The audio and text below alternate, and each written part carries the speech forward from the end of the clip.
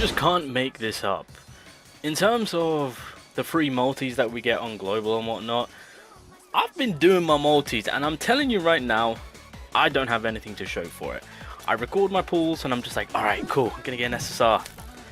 Nothing happens, and it's been like that for the longest. I swear to God, on global, if I don't pull the anniversary characters first multi, I'm gonna be pissed, because either my luck is being saved up for the key moment of the anniversary releasing and me pulling the characters, or global just hates me. It's one of the two. And then I come over to JP, where they drop this rerun banner, of course, and Panda and Momo just drop in one multi when I do my free multi. Like, why? Why can't I get this on global? Why? More importantly, I'm gonna need this type of luck in terms of pre-anniversary and anniversary. So that is right. In terms of with the global side of things, ladies and gentlemen, technically we can officially say this is the pre-anniversary. Technically. And so with all that being said, on the 18th, so what, in 2 days time, 3 days time, the green Fushiguro is going to be releasing, which I have already spoke of to inform you guys to say that he is coming. This is the green unit. If you do want to cater to the green units, kind of leave Momo and Kugisaki to the side and focus on the upcoming green Fushiguro, of course. So we will take over this man.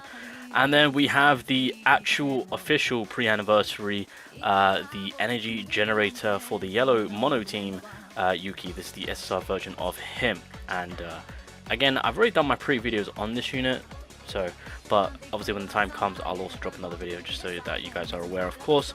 But yeah, with these two characters, after that, ladies and gentlemen, it is the anniversary, it is the Itadori, domain expansion, Gojo, and the man, the myth, the legend, Sukuna himself, all going to be releasing for the half anniversary. No, yeah, for the half anniversary for global. And so that is all actually happening in May. Yeah, because all of this ends at the beginning of May. So there you go.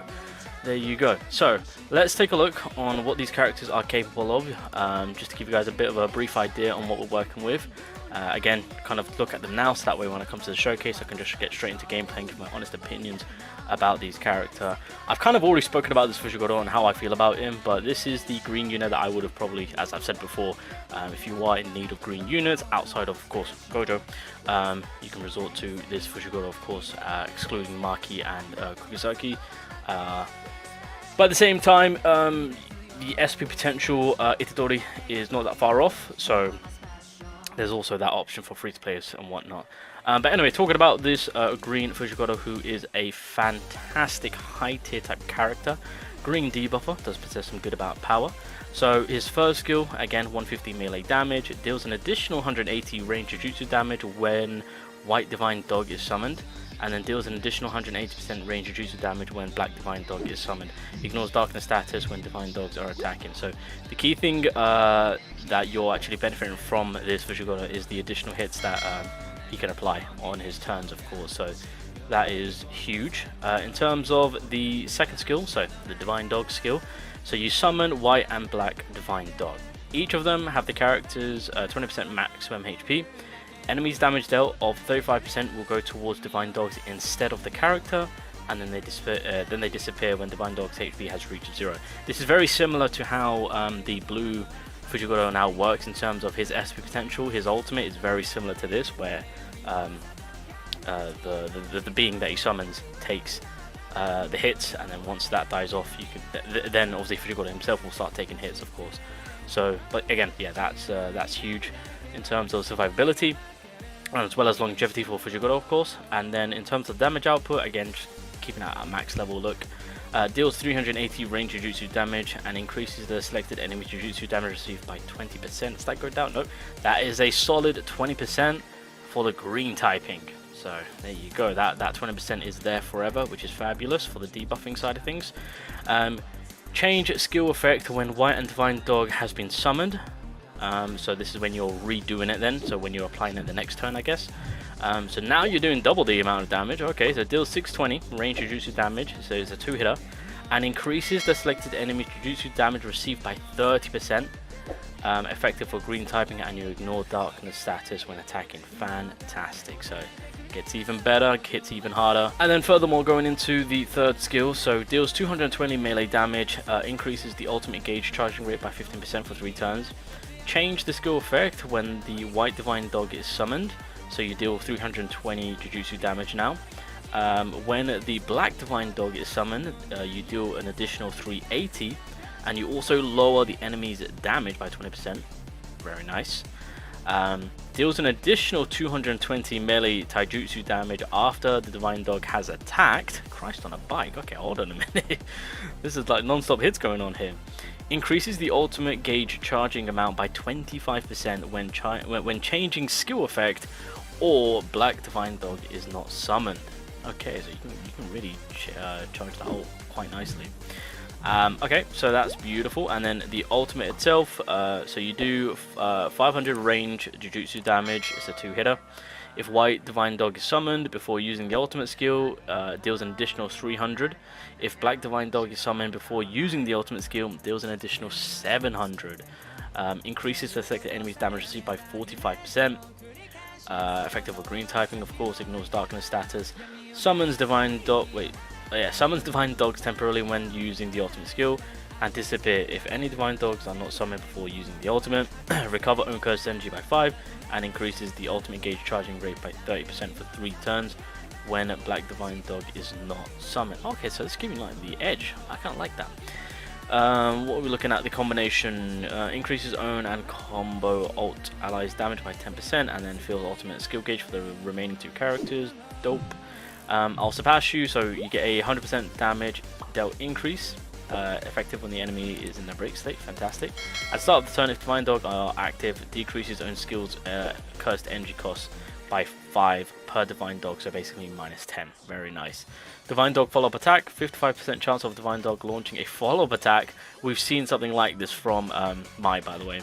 When any allies perform a command skill or ultimate skill combo ultimate is excluded. If ally is attacking multiple enemies, target one random enemy to launches a follow-up attack. Ignores darkness when attacking. Yeah, so this is basically how Mai works, but in this case, Fushiguro will have his dogs sick on the enemy. Deals 100% range Jujutsu damage to the target enemy when White Divine Dog is summoned, and then when Black Divine Dog is summoned, you do an additional 100% range Jujutsu damage. This time around, you do increase the targeted enemy's Jujutsu damage received by 15%. And again, this is effective for the green type attacks. So that's pretty much Fushiguro in a nutshell. Again, in terms of the whole green weakness type going on, he is an extremely solid unit. Does have that power potential. Very, very clutch in terms of the debuffing, of course. I mean, realistically, if we're looking at it in a green mono perspective, having him, Geto, and then your main DPS will probably, I mean, Gojo will be the one, but then obviously after he's gone, you can throw in, I mean, in this case, well, he does have that Jujutsu drop, of course, so you'd have to benefit a lot more from like Jujutsu users, but I mean, you can still make good use of the damage down and then increasing the enemy's damage intake through the ultimate, I'm pretty sure. Yeah, so the ultimate itself will give you a huge amount for 3 turns. So then again, Maki SP potential already can come in handy, so options and plays are available. But then again, Gojo at the very beginning will have a very solid start, so Geto, Fushiguro, and then obviously Gojo in the back, so you can really maximize that Jujutsu damage output whilst having some good sub DPS. I don't even want to say sub DPS. This Fushiguro can hold his own, most definitely. And so moving along now to the energy supporter for the yellow. So predominantly yellow mono is what this Yuki is going to be looking at. Outside of that, not really much. Gives him the attacking role, but again, you're going to be utilizing him more in that supportive manner, but a little bit of sub DPS potential in this man, I will say. So pretty much with the first skill, 131 melee damage, decreases own damage received by 10%, pretty standard. So here we go. So when it comes to the second skill, so you do melee of a combo, so you do 90% taijutsu, 150 jujutsu, of course. Increases all allies damage dealt by 15% for 3 turns, effective for yellow typing, of course. If own cursed energy is 30 or above when used, recovers all allies cursed energy by 14 per turn for 2 turns, and then reduces own cursed energy by 5. So there's that buffing, and there's the cursed energy generator that he is, of course. So that's kind of like the well, Yuki, as we know of, that's kind of what he is. That's the role that even the rare version kind of is how we utilize, of course, buffing as well as being that cursed energy generator. But in this case, he's really pushing for the mono yellow.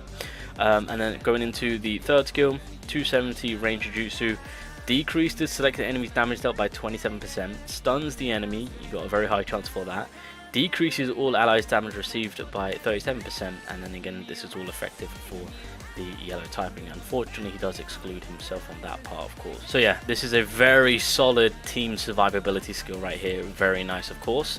And then when it comes to the ultimate itself, which is kind of like a Rasengan as I like to call it, again a combination doing 412 Taijutsu, 593 Jujutsu, of course, increases all allies Jujutsu stat by 60%, and then increases all allies Jujutsu stat by 80%, and again that's for the yellow typing.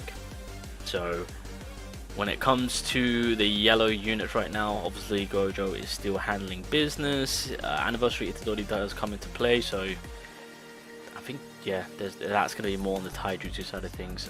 But yeah, I mean, also Nanami can work from it too in terms of the stat increase, so there's that. And then increases own cursed energy consumption efficiency for 3 turns. But overall, yeah, so this is just an extremely... I mean, to be fair, if I had this Yuki, because I've said it before, I would definitely do Yellow Yaga, the soon-to-be released on global Shoko, of course, healer, does good buffing too, alongside with this Yuki, and then put Gojo in the back. Ooh, we will be cooking with gas. Let me tell you, we will be cooking with gas. But yeah, that's just a yellow mono.